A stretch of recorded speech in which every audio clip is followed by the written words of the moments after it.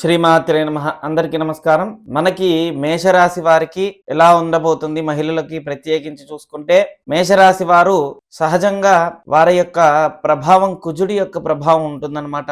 అంగారక గ్రహ ప్రభావం చేత వారి గుణము దైవతా సంబంధించిన వర్గానికి చెందిన వారన్నమాట. గణానికి సంబంధించింది. గణము అంటే దైవతాగణం, మనుష్యగణం, రాక్షసగణం 3 గణాలు ఉంటాయి. వీరు ప్రత్యేకించి దైవతా గణానికి సంబంధించిన వారు కనుక ఎంతో త్యాగమూర్తులుగా 10 మందికి సహాయం చేసే వాళ్ళలాగా వీరి యొక్క స్వభావం ఉంటుంది. 10 మందికి మంచి చేయాలి అనే ఆలోచన ఎక్కువగా ఉంటుందన్నమాట. అదేవిధంగా ఎంతో నమ్మి మోసపోవడంలో అన్నిటికన్నా మొదటి రాశి ఏదయ్యా అంటే మేషరాశి అని చెప్పుకోవచ్చు. వీళ్ళల్లో లోపల ఒకటి బయటకు ఒకటి నటించడం చేత కాదు, ఉన్నది ఉన్నట్టు మాట్లాడేస్తారు. అయితే ఇవన్నీ ఎప్పుడంటే అన్ని గ్రహాలు మంచి అనుకూలంగా ఉన్నప్పుడు ఇవి ఇలా ఉంటాయి. లేదంటే అన్నిట్లో కూడా వ్యతిరేకత ఉండటం, రివర్స్లో ప్రవర్తించటం, చట్టానికి విరుద్ధంగా ప్రవర్తించటం, ఏది చేసినా నేను చేస్తే తప్పు లేదు, నువ్వు చేస్తే తప్పు అనే స్వభావం ఉండటం, అంటే గ్రహస్థితులు బట్టి ఆధారపడి ఉంటుంది. ప్రప్రథమంగా చూసుకుంటే వీళ్ళ యొక్క ఆలోచన మటుకు కుజుడి యొక్క ప్రభావం చేత క్రోధం, కోపము 2 విధాలుగా ఉంటుందన్నమాట. వీరు వృత్తిపరంగా చూసుకుంటే పోలీస్ వర్గంగా, అదేవిధంగా నేవీ దానిలో చేయడం కానీ, లేదంటే ఇంజనీరింగ్లో కూడా మంచి అంటే 10 మంది నా చేతి కింద ఉండాలి అనే జాబ్ వెతుక్కొని మరీ చేసే స్వభావం ఎక్కువగా ఉంటుంది. ఒకవేళ వీరు కనుక వైద్య రంగంలో కానీ రాణించాలనుకుంటే కనుక బుధుడు అనుకూలంగా ఉంటే అవుతుంది, కానీ అనుకూలంగా లేకపోతే వీరు చేయలేరు. ఎందుకంటే లోపల ఒకటి బయటకు నటించడం చేత కాదు. వైద్యపరంగా కూడా అన్నిట్లో కూడా న్యాయంగా నిజాయితీగా ఉండాలి అన్న కొంత ఉండలేకపోవడం వల్ల వీరికి ప్రత్యేకించి అది సెట్ అవ్వదు. దాని ద్వారా బాధపడాల్సి వస్తుంది. అయితే గ్రహస్థితులు అన్నీ అనుకూలంగా ఉంటే ఖచ్చితంగా మంచి మార్గం లభిస్తుంది. దానిలో కూడా గవర్నమెంట్ ప్రభుత్వ ఉద్యోగ సంబంధించింది అనుకూలత ఉంటుంది. వీరికి అన్ని రంగాల్లో కూడా మంచి అనుకూలత సూచిస్తుందన్నమాట. ఈ యొక్క అంశాన్ని మనం పరిశీలిస్తే వీరికి కలిసొచ్చే వారం చూసుకుంటే కనుక ఆదివారం, దాంతోపాటుగా మంగళవారం, గురువారం, ఈ 3 వారాలు వీరికి మంచి కలిసొచ్చే రోజు అన్నమాట. ఏ పనన్నా అనుకున్నప్పుడు ఈ 3 వారాల రోజుల్లో పెట్టుకొని ప్రత్యేకించి చేస్తే విజయం సాధించవచ్చు. ఏ పనైనా సరే అవలీలగా దాటాలి అంటే ఆదివారం, మంగళవారం, గురువారం ఇది ఖచ్చితంగా పనిచేస్తుందన్నమాట. వీరికి అనుకూలమైన దైవం చూసుకుంటే దత్తాత్రేయ స్వామి, అదేవిధంగా ఈశ్వరుడి యొక్క ఆరాధన చేయడం వల్ల మంచి ఫలితం వస్తుందన్నమాట. వీరికి ఆదివారం, మంగళవారం, గురువారంతో పాటు సోమవారం కూడా కలిసి వస్తుందన్నమాట. జాతకంలో ఇప్పుడు మేషరాశి వారికి కొన్ని మార్పులు జరిగే అవకాశం చాలా ఉందన్నమాట. గురు శని కలయికతో కూడినది, బుధ శుక్ర కలయికతో కూడినది వీరికి మంచి సూచన లభిస్తూ ఉందన్నమాట. మొన్నటి వరకు జాబ్లో ఇబ్బంది పడిపోవడం, అనుకూలత లేకపోవడం, భాగ్యస్థానంలో ఉన్నప్పటికీ కూడా 9వ స్థానంలో మొన్నటి వరకు ఉన్నారనమాట. ఈ 9వ స్థానంలో ఉండటం వల్ల చాలామంది ఏంటంటే మీకు భాగ్యస్థానంలో ఉంది కలిసి వస్తుంది అన్నారు, కానీ ఈ భాగ్యస్థానాధిపతి గురువు కాబట్టి గురువుకి బుధుడికి పడకపోవడం, బుధుడు ఆ స్థానంలో ఉండటం వల్ల కొన్ని వ్యతిరేకతమైన ప్రభావాలు ఎదురయ్యాయి.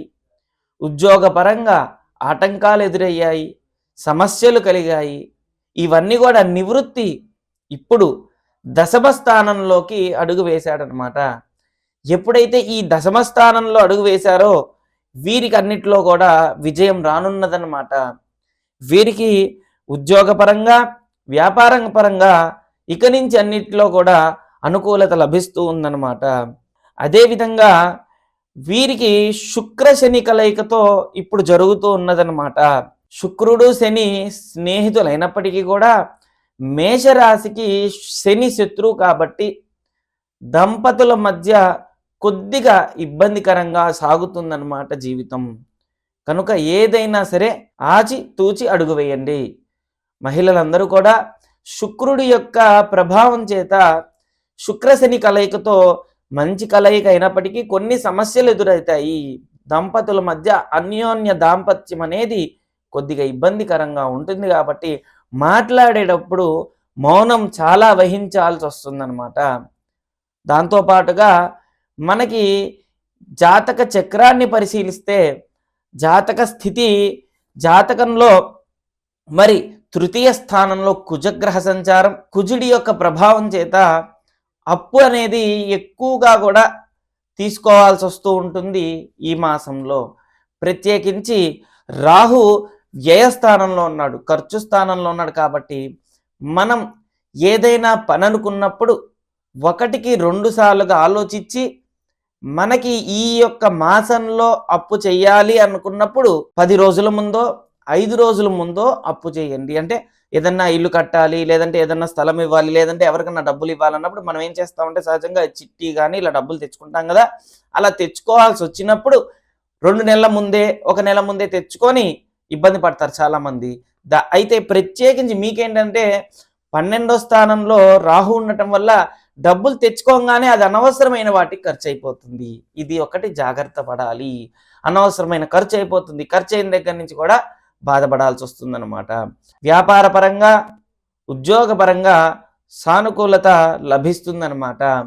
అదేవిధంగా ఏప్రిల్, మే, జూన్ ఈ 3 నెలల్లో కూడా సఖ్యత కొద్దిగా తగ్గుతుంది. దంపతుల మధ్య సఖ్యత లభించదు, అనుకూలత లభించదు, పరస్పర అనుకూలత ఉండదు. కనుక మౌనం వహించాలన్నమాట. ఈ జూన్ తర్వాత నుంచి మంచి రోజులు వస్తాయి. అయితే జూన్ నుంచి జూన్, జూలై, ఆగస్టు ఈ 3 మాసాలు కూడా శని రాహు కలయికతో ఉంటుంది కనుక ఇబ్బందికరంగా సాగుతుంది. వచ్చిన ద్రవ్యం అనవసరమైన దానికి ఇన్వెస్ట్ చేయాల్సి వస్తుంది, అనవసరమైన మాట పడాల్సి వస్తుంది. ఒక విధంగా ధనపరంగా చాలా జాగ్రత్తగా ఆచితూచి అడుగు వేయండి ఈ యొక్క మాసంలో. కాబట్టి ఆగస్టు, సెప్టెంబర్, అక్టోబర్ ఈ 3 మాసాలు కూడా అన్నిట్లో కూడా క్షేమం లభిస్తుంది, కొద్దిగా ఊరిట లభిస్తుంది.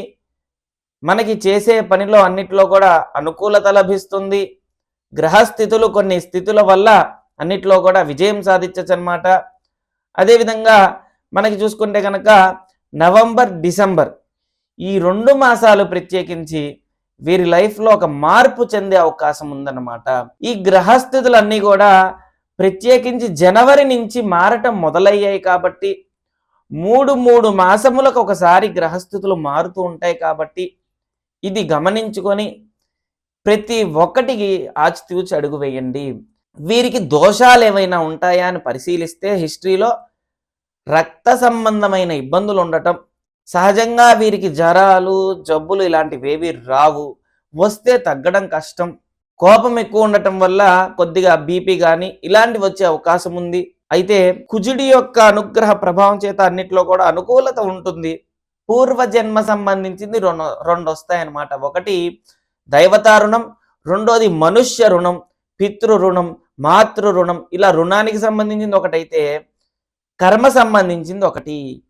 కర్మ శనికారకుడు కాబట్టి ఈ యొక్క వీరికి అధిపతి కుజుడు కాబట్టి కుజుడు ప్రత్యేకించి చూసుకుంటే కనుక కొద్దిగా క్రోధం, ఆవేశం, రుణం ఇవి ఎక్కువగా ఇస్తాడు. కనుక వీరి జాతకంలో కుజుడు బాలేకపోతే అప్పులు ఎక్కువ చేసుకుంటూ ఉండటం, మాతృదోషం, పితృదోషం, సర్పశాపం, కుజశాపం, కుజ ప్రభావం, కుజుడి యొక్క దోష ప్రభావం వీరికి ఎక్కువగా ఉంటుంది అన్నమాట. దానివల్ల ఆరోగ్యపరంగా ఇబ్బందులు పడడం, భూమి తీసుకుంటే దానిలో డెవలప్మెంట్ ఉండకపోవడం ఇలాంటివి జరుగుతాయి. కానీ ఇదే విధంగా కుజుడు అనుకూలంగా ఉంటే మంచి డెవలప్మెంట్ ఉంటుంది. మీ జాతకంలో కుజుడు బాగున్నాడా లేదా అని తెలుసుకోవాలనుకుంటే కనుక మమ్మల్ని సంప్రదించండి. మీకు అన్ని విధాలుగా కూడా తెలియచేయడం జరుగుతుందన్నమాట. ఓం శ్రీ దత్తాయ నమః. ఓం శ్రీ దత్తాత్రేయాయ నమః.